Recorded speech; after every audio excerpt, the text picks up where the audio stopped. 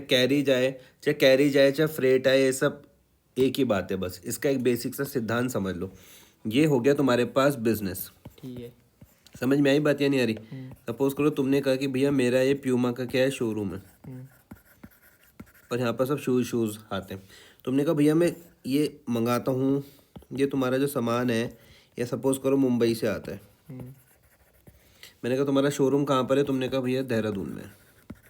और तुमने कहा कि भैया मैं दोनों मोड में बेचता हूँ, ऑनलाइन भी सेल करता हूँ, ऑफलाइन भी बेचता हूँ। ये तो समझ आते हैं ना वर्ड।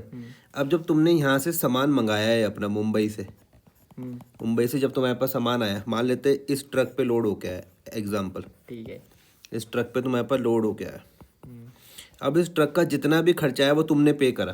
देखो जब मैं कैरिज बोल रहा हूँ या जब मैं फ्रेट बोल रहा हूँ, ये है तो खर्चे ही। कैरिज और फ्रेट, इनका हिंदी में ही मतलब देते हैं, देख लेना। जब आप सामान मंगाने में जब आप पे कर रहे हो तो आप इसको बोल रहे हो कैरिज इनवर्ड। ठीक है। क्या बोल रहे हो? Carriage inward. तो ये आपके पास डायरेक्ट एक्सपेंस होता है। तब आप इसको दिखाते हो कहाँ पर? ट्रेडिंग में, ठीक है।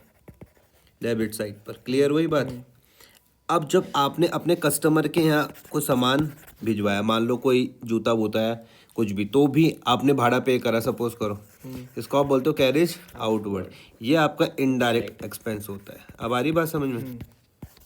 इसको, इसमें भी रूल n माइनस का ही लग रहा था, इसमें भी रूल n माइनस का ही लग रहा था, लेकिन फ़र्क क्या था? डायरेक्ट था, ये क्या था? इनडायरेक्ट एक्सपेंस था, तो इसलिए प्रॉफिट एंड लॉस में जाता है। ये पिक्चर हमेशा क्लियर करके रखो अपने दिमाग में। समझ में आया?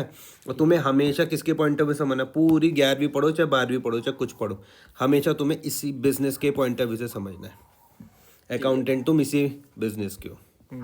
समझ में आई बात? या नहीं आ रही है? आ रही है अब समझ में?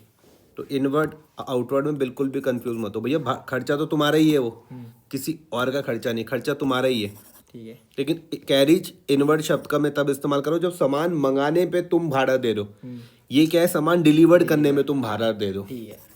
आया समझ में?